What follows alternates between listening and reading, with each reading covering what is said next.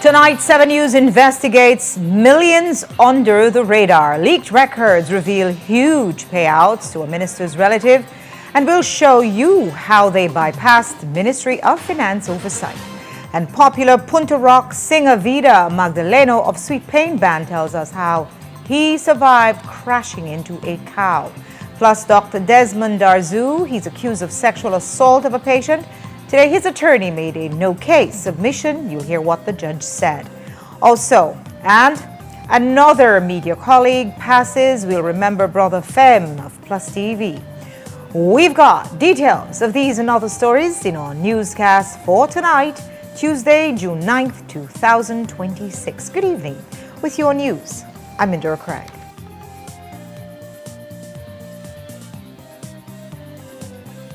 This newscast is brought to you by Cellular World, your authorized Samsung distributor. The biggest soccer season is here. Are you ready to experience the front row from home? Experience stadium level immersion with Samsung's latest technology. Perfect for every room. Your favorite Crystal UHD and QLED smart TVs are ready for you. Now at the best price. From your 32-inch personal fan zone at just $369 to the massive 85-inch home stadium experience for only $2,579. We have the perfect upgrade for every fan. Get yours with confidence at Cellular World, the authorized distributor in Belize, and receive a 1-year warranty. Visit us today and take advantage of these promotions. Valid until June 15th. Upgrade to the front row at home. Experience with Samsung and Cellular World.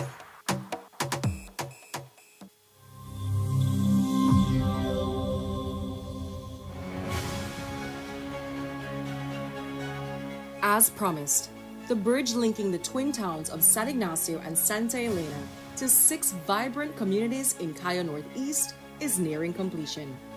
And as promised, the MIDH has done it using the refurbished Haulover Bridge, which once stood over the Haulover Creek and now graces the McCall River.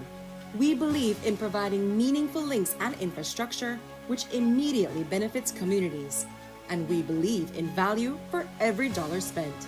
This bridge is an investment which will keep on giving for many years to come.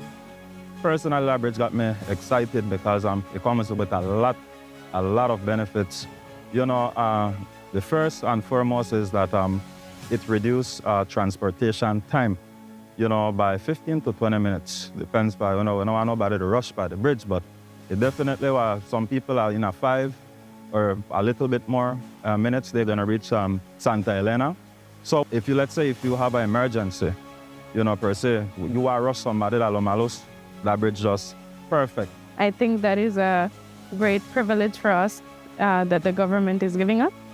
I believe that it benefits so many of us here in the community. First of all, to our teachers that they travel to come all the way, maybe from Cayo, Santa Elena. It's a more closer way for them to transport to school. This is a blessing for the whole, not just for Santa Familia, but the whole Cayo district. This is going to help us a lot. It's going to bring more people. It's going to be more accessible for people to get to Santa Familia. People that, a lot of people don't know where Santa Familia is located. So I've been talking to a lot of people, they know where. They just go see it on the map, but they don't know exactly. It's going to be very convenient for us.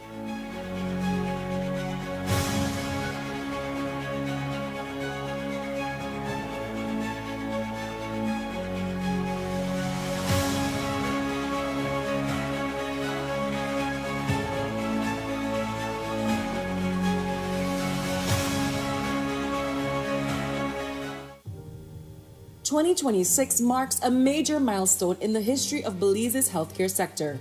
The 25th anniversary of the National Health Insurance (NHI) program and the long-awaited national rollout of NHI services to the Cayo district, finally fulfilling a dream of primary healthcare coverage for all Belizeans.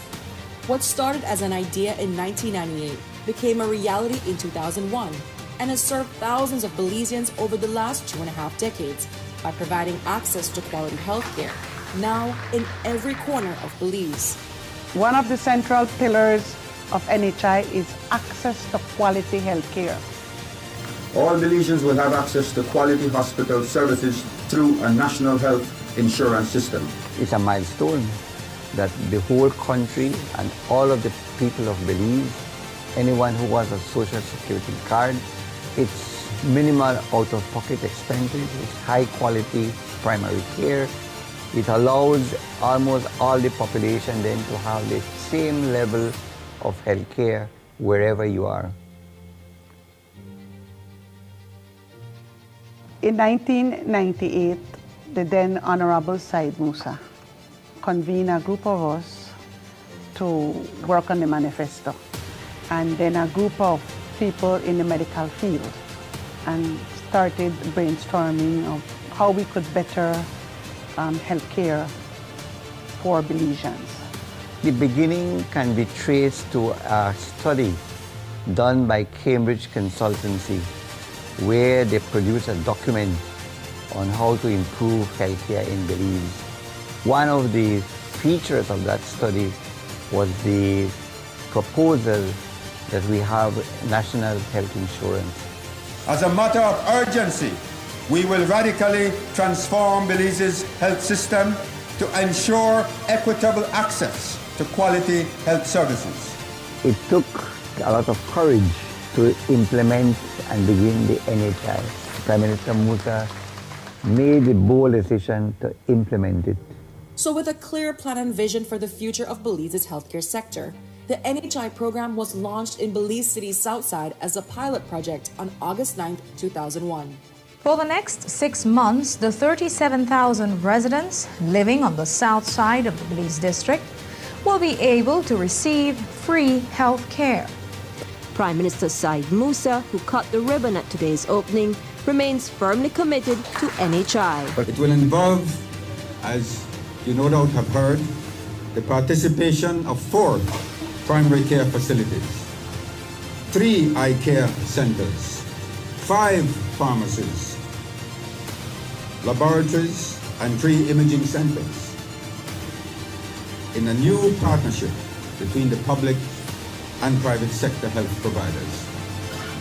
You can walk into a primary care provider clinic, you can seek a consultation with a general practitioner. If in the event that you need a prescription, they will give you a prescription, and then you have a choice of 5 pharmacies where you can get that medication prescribed free of charge. And though the NHI embarked on a journey to transform the country's health sector, it was met with its fair share of challenges. It was a new concept. It was a new idea, a very, very new concept. It was difficult. We met resistance from everybody. It was a up and down situation for many years, until we finally convinced the Prime Minister at the time we needed to do a pilot project to see how it would function. We got consultants, and we started the pilot project in the south side of Belize City. Despite any prior reservations, in the 25 years that have followed, NHI has grown from a pilot project focusing on the south side of Belize City to a national health plan felt as far and wide as Pachacan in the north and as deep south as Dolores in the Toledo district. Today, NHI provides invaluable primary health care to some of Belize's most vulnerable members of society. And as it commemorates 25 years of service and a full national expansion, NHI is ready to move into the next phase of service to the Belizean people, with over 225,000 residents currently registered to the program and expectations for that number to reach over 300,000 after full national coverage. We have 80,000 people with valid social security cards in the Cayo district. So we expect them to be the ones that will come to register for NHI. Under this current administration, the NHI program has reached new heights, especially with financing from the proceeds of the sale of Toledo to the Belize Government Lotteries Limited. And with no plans to slow down anytime soon, the sky is the limit for NHI as it endeavors to serve Belize for another 25 years and beyond. The expansion at 25 years is awesome. It marks a milestone. I believe it's going to be a legacy of the PP government. in their effort and their endeavor to give quality care, access to care, and ensure that the people of Belize have what they deserve in terms of medical care.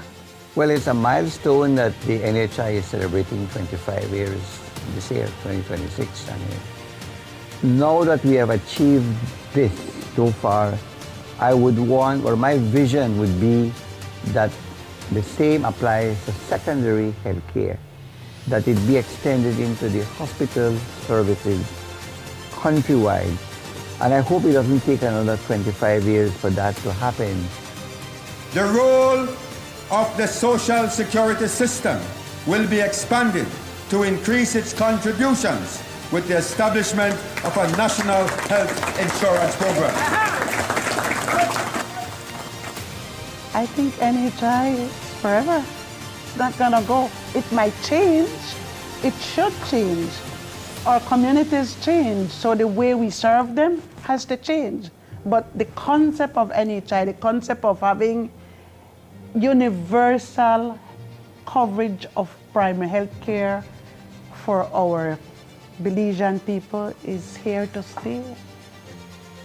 NHI, an enabler of quality health and wellness for all.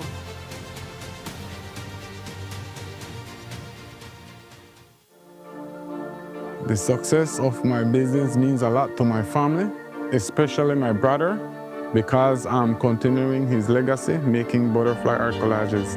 It was very hard for me to receive payments. I had to go directly to meet the person I'm purchasing from and who I'm selling to receive payment.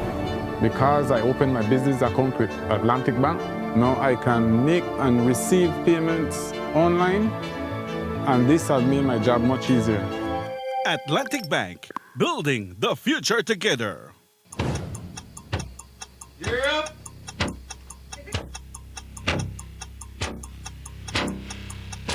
These charter mints aren't from We're an navigating along the coastline. This morning, the 2023 Good evening. Good evening. I'm Shirley Kelso, and here's what's ahead for you on 7 News tonight. We've got details of these and other stories in our newscast for tonight. Good evening. With your news, I'm Indra Craft. Please, you're watching the Nation Station, Channel 7. Wake up to positivity and inspiration. It's a fresh and diverse twist on your mornings. Tune in to Sun Up on 7 every weekday morning at 6:30 a.m. right here on your Nation Station, Channel 7. It's the morning show you don't want to miss.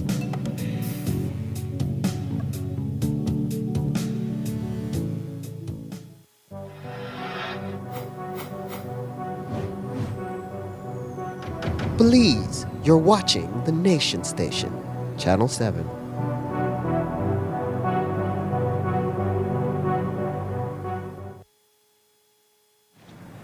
Is a financial loophole widely used throughout government? Any disbursement under $10,000 avoids the strict vetting protocols and the red tape of the Ministry of Finance. While the policy is meant to expedite routine spending, it has effectively created a blind spot for corruption, allowing millions of dollars to be stealthily siphoned out, entirely beneath the radar of Ministry of Finance oversight. Tonight, we review Smart Stream screenshots leaked to 7 News that show payments, presumably for fruits and vegetables made primarily from the Ministry of Defense, to the sister of former Minister of State Oscar Mira.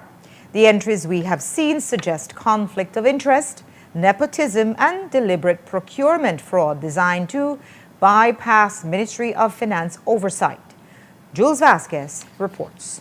These 47 screenshots that capture payments made to Jenny Shubra Mira, vendor ID A000426-424 during the period December 2020 to August 2025. Of the many days we reviewed, one of the most remarkable is September 14, 2023. 12 Ministry of Defense invoices were approved for payment to Mira, who is the sister of the then Minister of State for Defense, Oscar Mira. Those invoices were all approved for payment, leading to a combined total cleared in 24 hours of $103,237.58. One single large payment like that would have required approval from the Ministry of Finance. But to break it down into 12 invoices floating at around $9,500 each puts it beneath the oversight radar. Of the 497 entries we reviewed between 2020 and 25, only 4 were for amounts over $10,000. One of them was cancelled. That was on the 22nd of April 2025. Cancelled, and then 48 hours later, 2 new invoices appeared. One for $9,270.77, the other for $8,838.49. Add them up, and what do you get? The same amount as the original cancelled invoice, $18,109.27. The difference? Those smaller payments never had to get approval from finance. The records leaked to us revealed a systematic abuse of a loophole enabled to move a total of $1.7 million into a single vendor account over a 5-year period. There are hundreds of rows of transactions still not visible to us, so the total may be greater. Tomorrow we'll look at other notable irregularities with these hundreds of payments, which were not just made to the Ministry of Defense. In total, 99% of those 497 individual payments stayed safely under that $10,000 red line. We reached out to Minister Mira twice for comment, but up to news time he had not answered. But he did post a statement today saying, quote, "The people of Belmopan who have supported me resoundingly in consecutive elections in Belmopan have done so based on results, not talk. They have seen the transformation of our city with new infrastructure, access to better health and education, land and houses. My record speaks for itself, and I have every confidence it will stand against the lies and misinformation being circulated. I reassure the people of Belmopan that the work will continue, and I will serve with pride and integrity, both as area rep and as Minister of Home Affairs and Enterprise." We will keep following the story. Marvin and Lena Plett, they are the Mennonite couple accused of the manslaughter of the baby of 4-year-old foster child Ayana Bennett Moody, who passed away on November 17th of 2023. Well, today in the Belmopan High Court, their trial was supposed to begin, but it was adjourned until June 26th. The couple is represented by attorney Leroy Banner. A trial within a trial held weeks ago found that Lena Plett's recorded statement can be admitted as evidence. We'll take a break now. When we come back, Vida of Sweet Pain Band tells us how he crashed into a cow and survived. Don't go away.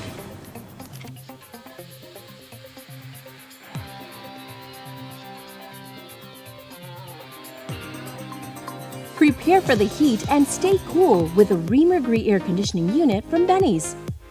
Choose the right BTU unit size for your bedroom or living room and enjoy complete comfort. You can also save money with an inverter unit that is energy efficient. When the heat is on, stay cool and comfortable with an affordable, dependable AC unit from Ream or Gree. Available at Benny's. Quality and savings.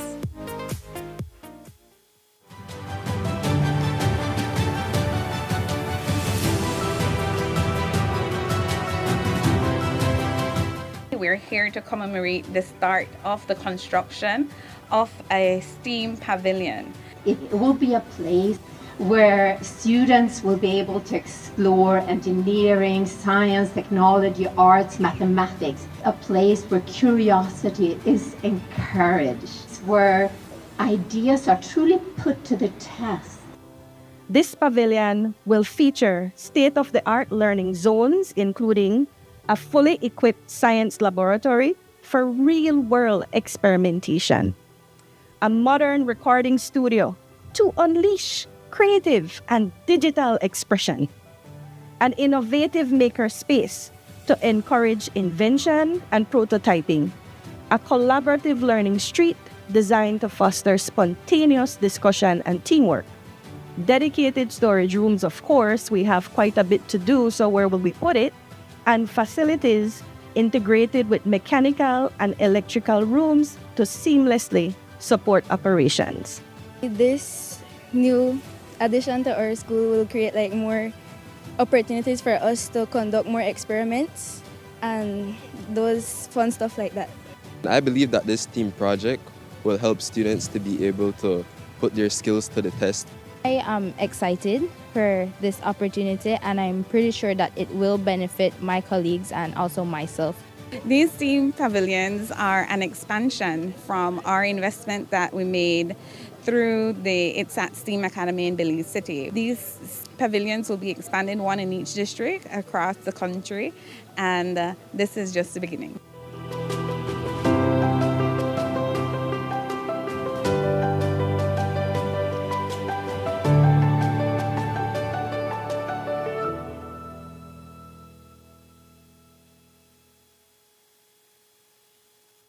They're not just cigarette, vape, hookah, cigar, and all kind of tobacco product, Lego, dangerous smoke, and toxic chemical. When you smoke or vape, that cloud they not disappear. It turn into second-hand smoke and third-hand smoke where people wrong your breathing. That kind of smoke that could cause cancer, diabetes, lungs disease, or heart problems. It could kill anybody who get exposed to it.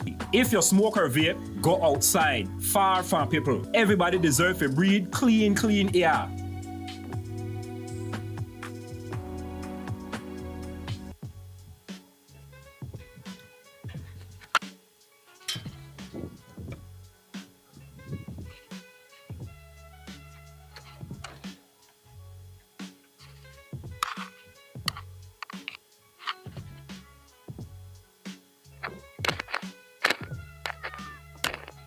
Janice and the blasted people and the monitor we took a how they know nobody not there. You know, see that as me and Eddie Gan. That right there happened for you. They know nobody never there. You see why good to have camera and things to your place. But when they don't call the security company and then they can hook up the camera and the alarm to it. The camera people they don't come already, Janice.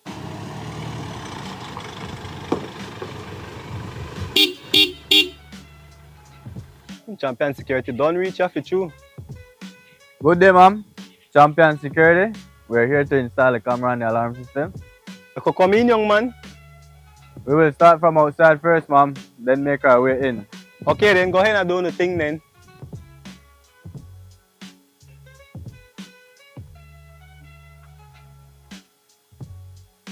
Why? Mother, hey, come on, man. Get camera up in your house. Mr. Me know if you do that, you know. Me to help you know. Hey, you blasted Junior. Get your backside from there. Left the man. They make do their job. Alright then, ma'am. We're finished with the cameras outside. We're here to install the recorder and bring it up on your phone. Oh, me never know you could go up on your phone too. Yes, ma'am. It can be viewed on your phone, tablet, laptop, TV, and also remotely anywhere you are via Wi-Fi. I can make me put it on my phone too. Ma'am, this is the keypad to arm and disarm the alarm system.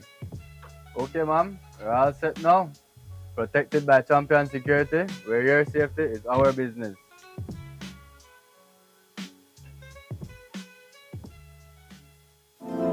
As a small business, I started to attend pop-up shops like many other businesses, and we found that our customers wanted to pay by card and not cash. I went to Atlantic Bank, and immediately, without a problem, it's like, yes, you can have a POS system. That POS system we now use in-house, and we can also take it countrywide wherever we are. They were willing to take the time. They were willing to be patient with us as we grew our business, and that, for us, that meant the world. Atlantic Bank, building the future together.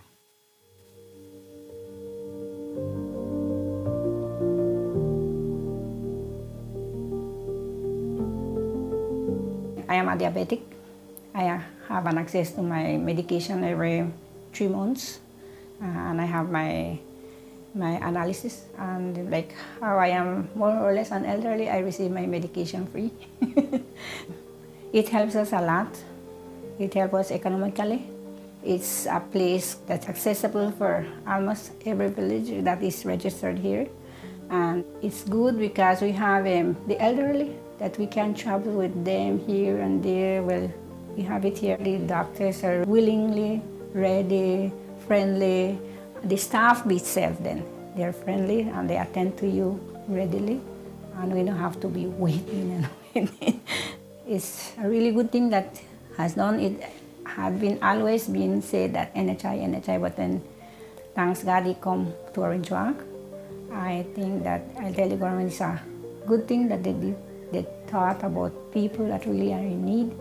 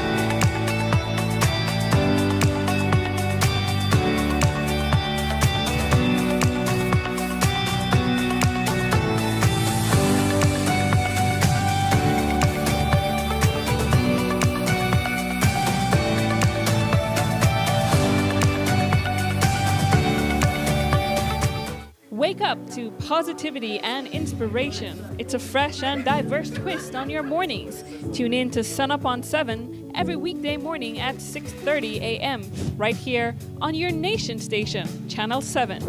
It's the morning show you don't want to miss.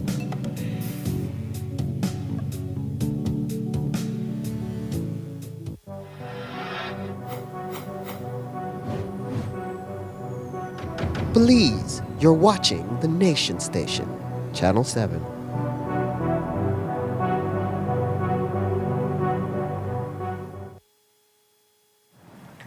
Vida Maggs, the charismatic lead singer of the Sweet Pain Band, walked away without serious injury from an accident on the Thomas Vincent Highway last night.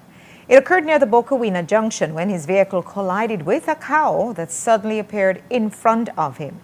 He told us the cow appeared out of nowhere, but his seatbelt and airbags saved his life. We spoke to him over the phone today. 2 cows passed, but long before. And then when the third one passed, when the third one came, it just appeared right in front, exactly in front of the vehicle. So I hit the cow, because they probably dragged the cow and then left he fall off afterwards, and then up punting one into a ditch car, can't see nothing because the airbags blow out and everything. All the airbags in the vehicle blow, so I couldn't see anything. You never fly out of the vehicle, right? You remain Never inside. fly out of the vehicle. I had on my seatbelt. I always travel with my seatbelt. Would you say, Vida, that your seatbelt and the airbag saved your life?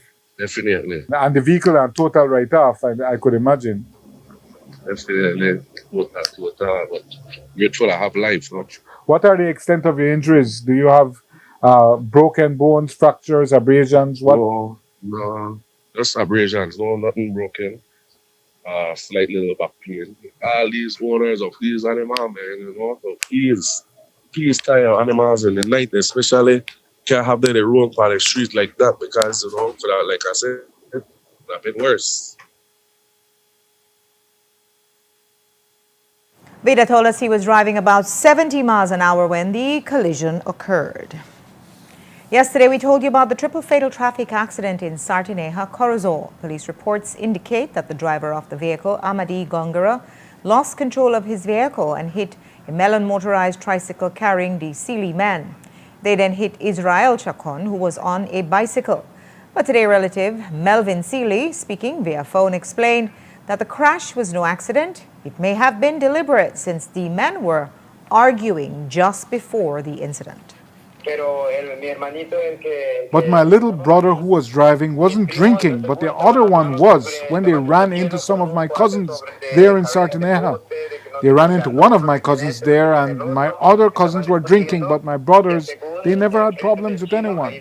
But my cousins were supposedly talking and arguing with a guy from Botes. Don't know who it is. I don't know who the other one is. They were arguing supposedly in front of a Chinese shop.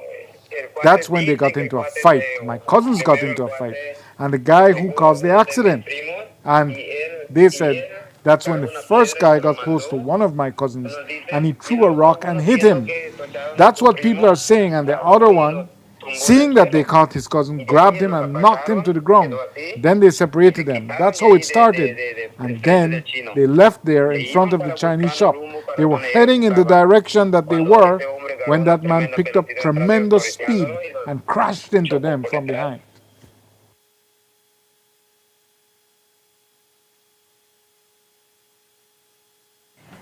You'll recall that Dangriga Dr. Desmond Arzu is facing a charge of sexual assault on one of his patients. Today in court, his attorneys, Brian Neal and Arthur Saldiva, made a no-case submission, which the judge rejected.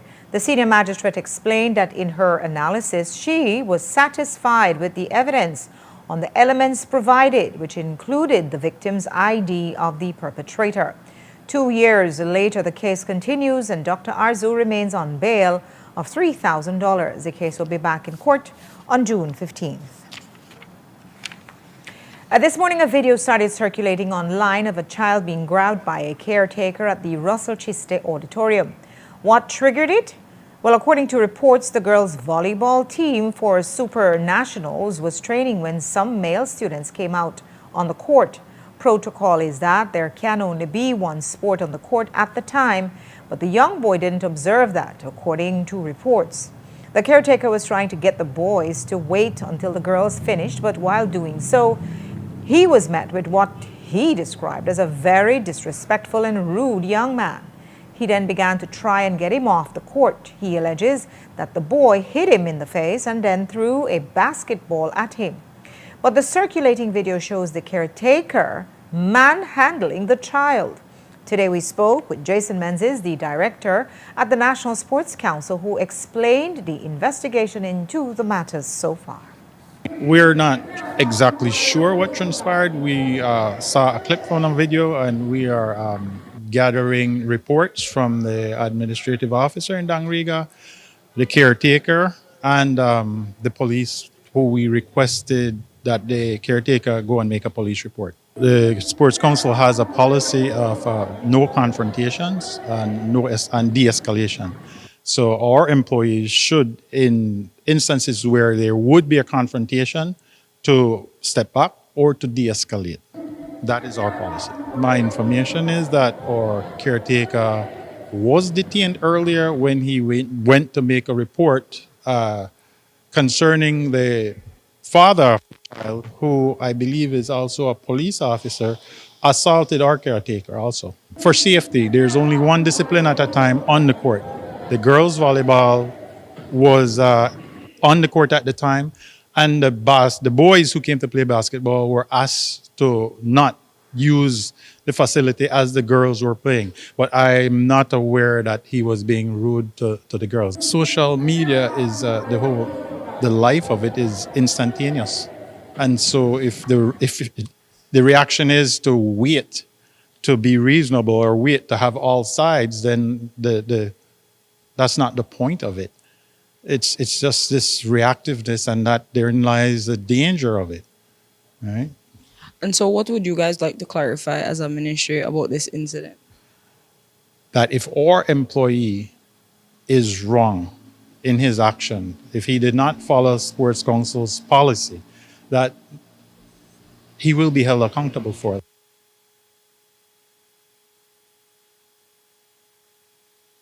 The police department has still not taken the report from the caretaker, and the council is asking for a more adequate response from the police department. When we last spoke with the CEO at the Ministry of Immigration, she indicated that police reports had officially been made about the missing money at the Belize City immigration officer. Well, yesterday, Minister of Public Service Henry Charles Usher said that the investigation can take two tracks: the criminal track through the courts, of the administrative track through his ministry. So I think that internally the Ministry of Immigration has not concluded its investigation as yet. I believe that they have almost in terms of what was happening, but they want to make sure that it wasn't a ring or that other persons were involved. At the Ministry of Public Service, we haven't received this information yet so that we could start the administrative process of disciplining the public officer or public officers, if the case may be that it's more than one person. There are two tracks that the investigation will go. There's a criminal track, of course, that will go through the courts, through the police and the courts, and then there's the administrative track that goes through the Ministry of Public Service. So I can update when it comes to public service what would be the next step.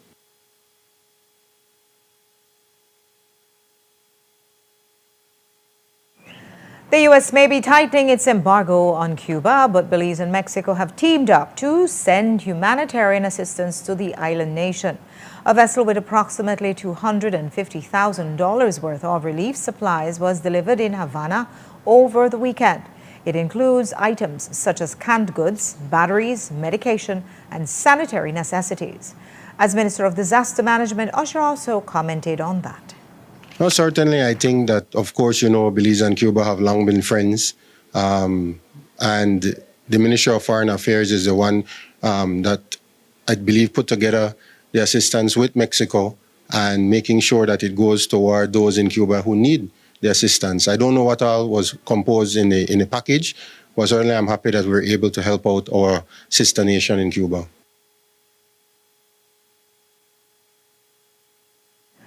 We'll take a break now. When we come back, popular Belmopan media personality Brother Fem passes will remember him. And we'll tell you about another major legal challenge to the Attorney General. Don't go away.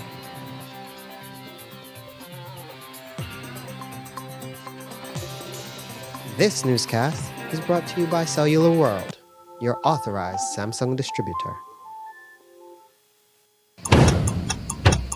You're up!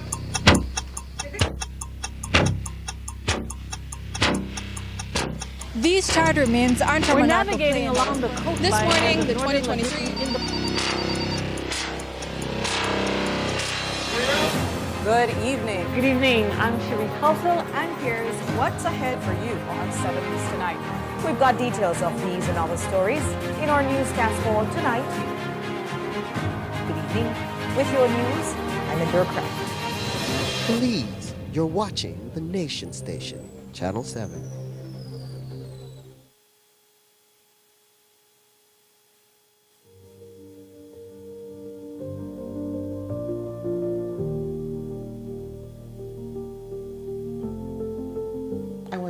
In Belmopan, then I used to go do my NHI in Belize. Then I came back home in Palmer.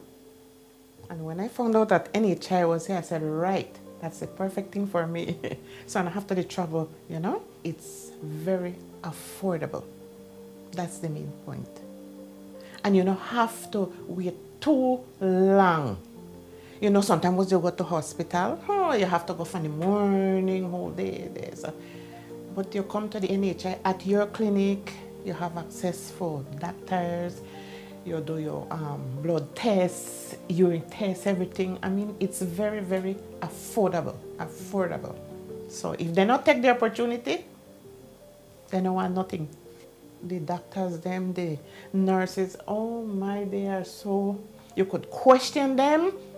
They give you answer to everything. And well, I see good result. And I have no complaint with the NHI itself. No complaint.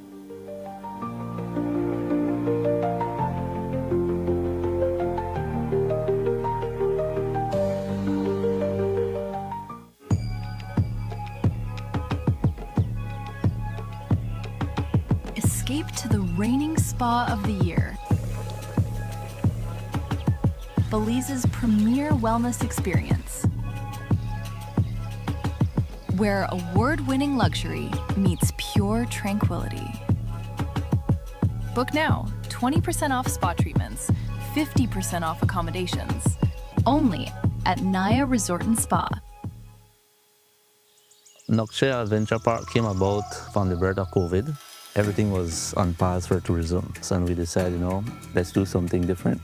We got 10 bikes, 10 ATVs, and we were just doing ATV tours. Shortly after, we were approached by the cruise lines. We agreed to work with them, and from then it just started growing. We set up the chocolate tour first, and then from there we went into the culinary experience at the different Mayan cultures. We have like the gift shop, the cooking class, the shaman, and the healing, and it just all came together. When you reach a certain point, you need investors, you need partners to come into your business. Atlantic Bank just make it easy. Even my 7-year-old could do it. Atlantic Bank, building the future together. Wake up to positivity and inspiration. It's a fresh and diverse twist on your mornings. Tune in to Sun Up on 7 every weekday morning at 6:30 a.m. right here on your nation station, Channel 7.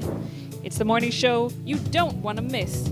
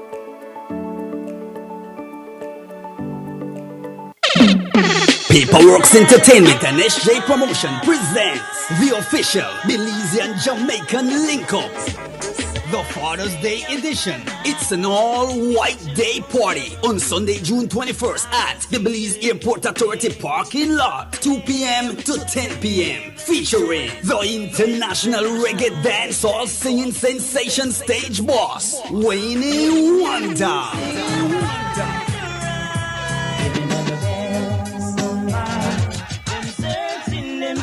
To mash up the stage alongside the General Super G for the first time in Belize, Steely Bashman, plus Belize's top DJs. Get your general tickets for $60 and VIP for $150 at Madisco, Stone Music Outlet, and VIP Wireless.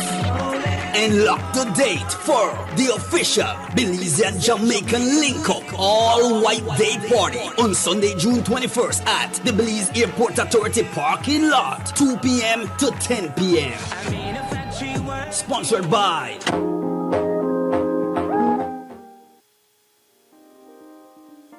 Prepare for the heat and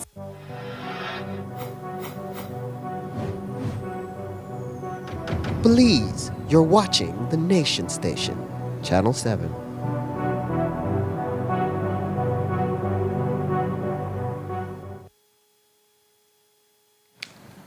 You used to hear his voice every day on the radio until Brother Fem Cruz was diagnosed with Parkinson's disease, making it harder for him to report on the events in the Belmopan area.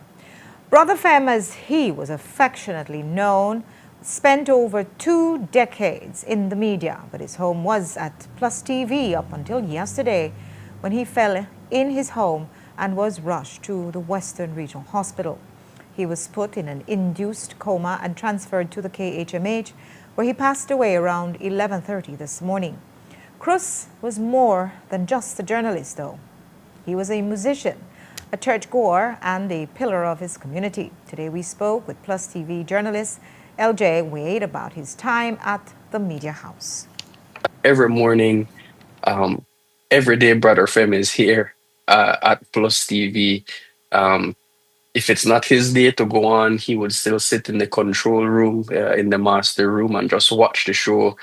He'd give advice. And he couldn't go on because he was sick.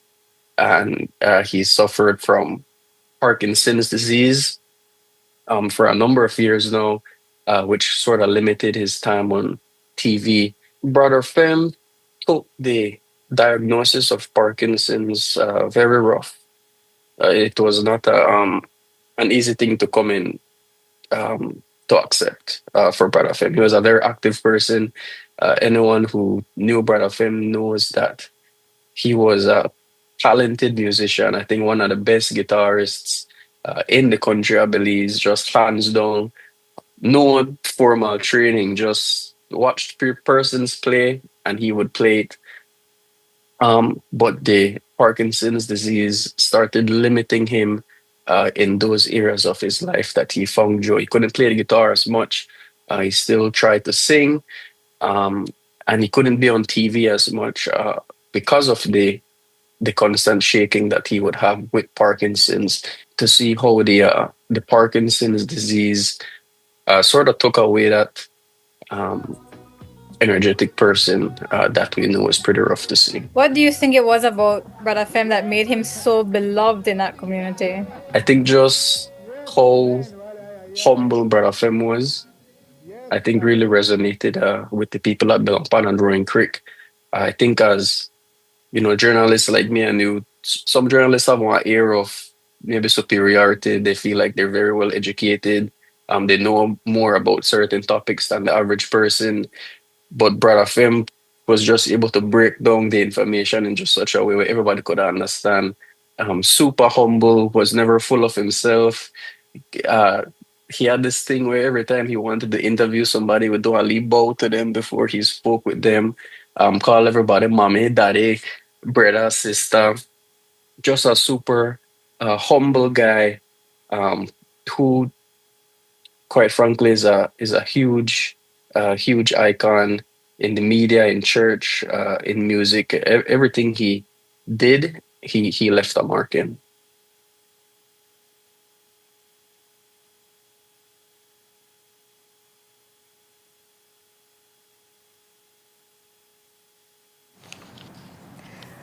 Cruz is the fourth media personnel to pass away this year after Ruben Morales, Roy Davis, and Aaron Humes. The Belize Defense Force, BDF, with support from the Organization of American States Program of Assistance for Arms and Ammunition Control, PACAM, has successfully destroyed more than 2,000 obsolete munitions that posed a potential threat to nearby communities. The operation, conducted between April 13th and May 22nd of 2026, resulted in the destruction of 2,088 munitions weighing approximately 20.6 metric tons, or 45,415.23 pounds. According to officials, many of the munitions were more than 40 years old and had deteriorated due to corrosion, water infiltration, and prolonged storage under unsafe conditions. Some of the aging explosives were located near civilian communities, increasing concerns about accidental detonations and public safety risks. Military personnel carried out the destruction of 81 mm mortar grenades, high explosive rounds, illumination rounds, white phosphorus munitions, and other explosive charges through controlled open burning and open detonation procedures. CEO in the Ministry of Defense and Border Security, Francis Usher, also welcomed the initiative, noting that the destroyed munitions came from both military stockpiles and unexploded ordnance recovered from various locations across the country. Usher added that if the public knows of any potential UXOs throughout the country, please call or message the BDF Watchkeeper at 610 60 37. That's 610 60 37. RevUp Caribbean is launching its Cohort 8 under the Connector Caribbean program, an award-winning virtual business incubator designed to equip 30 founders of high-growth potential businesses with the skills, networks, and investor readiness needed to raise capital and scale across the region and beyond. This will be done over a 5-month period, and their founders are currently in Belize accepting applications to the program. We met with their managing director today, and here's what she shared with us. So RevUp Caribbean is a 5-month virtual incubation program that supports founders who want to grow and scale their businesses and access funding from angel investors.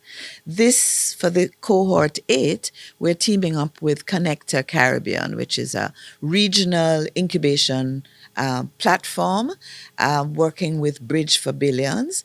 And what we're doing is blending our traditional 5-month program where we have interaction with presenters and with mentors, with the Bridge for Billions platform, which is a self-directed incubation platform. So founders get the benefit of having experts who are working with them virtually, and also they can do some work on their businesses at their own pace on the Bridge for Billions platform.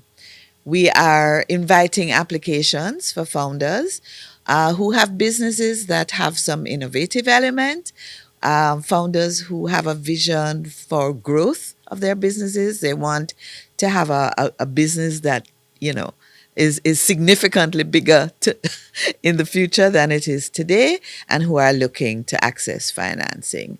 It requires about 6 to 8 hours per week from the founder. We meet a couple times a week for 3 hours or so, and it's over a 5-month period from July 27 to December. People who are interested, and we're looking for, we are sector agnostic, so we're looking for businesses that are in, climate smart businesses, technology businesses, service businesses, edutech, a range of businesses. And they should apply to our website at revupcaribbean.com, hit the application button, and complete the application in 2 stages, providing demographic information and then information on their businesses. A major constitutional showdown is destined for the higher court. A prominent local activist is suing the Attorney General, claiming the government has paralyzed the nation's transparency laws by leaving the Ombudsman's office vacant for nearly 6 months. Jeremy Enriquez has filed an urgent lawsuit arguing that by leaving the seat vacant, the government has frozen critical investigations into public spending. 3 of Enriquez's own Freedom of Information requests are trapped in limbo. But in a recent interview, former Ombudsman Gilbert Swazo exposed a bizarre legal deadlock built into the system. He notes that the Ombudsman mostly rely on the Attorney General for legal defense, even when the AG is fighting the Ombudsman in court. Furthermore, I believe it is the prerogative of the Attorney General to provide any government agency or members of the government for legal defense or for any legal issues. So in my view then, you have taken this very unusual position. And while I was in office, I was seeking to have gotten an attorney to represent the ombudsman in that same case as well. And that would have to have been paid by the government of Belize.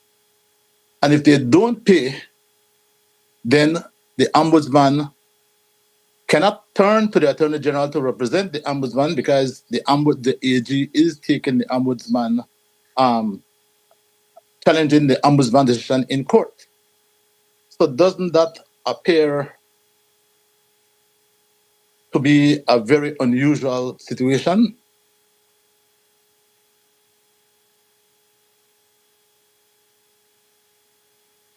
Enriquez's legal team out of Trinidad and Tobago has filed a certificate of urgency. They claim the High Court registry has already frozen Enriquez out of key case management hearings regarding his requests, calling the administrative failures unfair and arbitrary.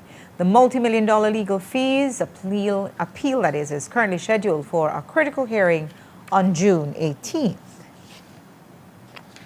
The Belize Fund for a Sustainable Future has stepped in to provide temporary relief in managing the impact of the current sargassum crisis. Through its emergency response grants window, they have disbursed $300,000 in financial assistance to the project titled Rapid Response Support to Coastal Hotels for Sargassum Management and Cleanup. The project is being managed by the Belize Tourism Industry Association and the Belize Hotel Association, which will support approximately 40 properties across San Pedro, Kikauka, Hopkins, St. Vite, Placencia, and other offshore islands over a 6-month period, covering sargassum cleanup and disposal costs. In a release issued by the Belize Fund, details that the project targets the removal of at least 1,250 wet tons of sargassum per month and the ongoing maintenance of 12,000 linear feet of beachfront. The cleanup effort will help coastal businesses respond more effectively to sargassum blooms and protect the beach experience that many visitors, workers, and communities depend on. Macmillan Education Caribbean has expanded its new branch's poetry competition to an upper secondary category, expanding participation opportunities beyond the primary, lower secondary, and teacher categories featured in last year's inaugural edition. The competition opened just yesterday, and the organization is calling for poetry entries based on 6 different themes. Today we spoke with Macmillan's Belize about the competition details and how you can enter. So this year we're launching the 2nd edition of Macmillan's New Branches Poetry Competition. They're expanding the participants this year to include secondary students, upper secondary students. Last year they had primary students, and this year now they're having lower secondary, 1st and 2nd form, upper secondary, 3rd and 4th form, teachers, and including the primary as well. So the primary will have to submit a poem based on certain themes. These themes include living by the sea in the Caribbean, festivals in our country, Caribbean food and culture, my island / my community, voices of the Caribbean, and journeys, roots, and belongings. By that I mean, like everybody's roots, the Caribbean roots. The poems for the primary will be 8 to 20 lines, and the poems for the secondary will be about 10 to 25 lines. That's the more or less guidelines. They can be submitted in many different forms.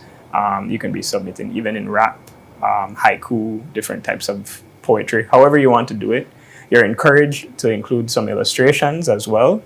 And it will be open. It opened yesterday, June 8th, and the entries will close on September 8th, 2026. It'll be available, as I mentioned, to teachers as well. So we look forward to having many different entrants from all over Belize. And the winners have a chance to be included into a publication of all the poems across the Caribbean that they choose to include in it. And then they will be printed in a physical book, and that book will be gifted to the winners. This year's entries will be reviewed by a 2-member judging panel comprising author, trainer, and returning judge Julia Sander, along with St. Lucian author and educator Mancha Hanti Baptiste, who formed part of Macmillan Education's recent Caribbean Author Academy. The Dangriga Town Council is facing a major legal battle after a pre-litigation letter exposed allegations of political interference, a literal lockout, and the unlawful termination of former town administrator Austin Patillo.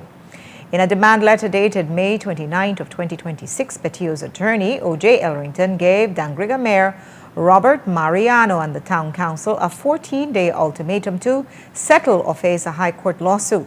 Petio is seeking $180,000 in damages, alleging constructive dismissal and breach of contract. The letter claims that as Petio tried to execute his duties in accordance with the Town Council Act and municipal service regulations, he was met with persistent political interference, obstruction, and improper attempts to undermine his lawful authority. The tension allegedly culminated in dramatic fashion on the evening of July 13, 2024, when Petio was informed by the mayor or council agents that he had been physically locked out of the town council compound and barred from fulfilling his duties. Petio formally notified the council of his constructive dismissal on August 9, 2024, which the council allegedly cemented via a responsive letter on August 12, 2024. The Dangriga Town Council has been given 14 days to confirm they are willing to enter good faith settlement discussions. Mayor Robert Mariano and the Dangriga Town Council have not yet publicly responded to the allegations or indicated whether they intend to settle or fight the matter in court. That's all we have for you for our newscast tonight. Thanks for watching.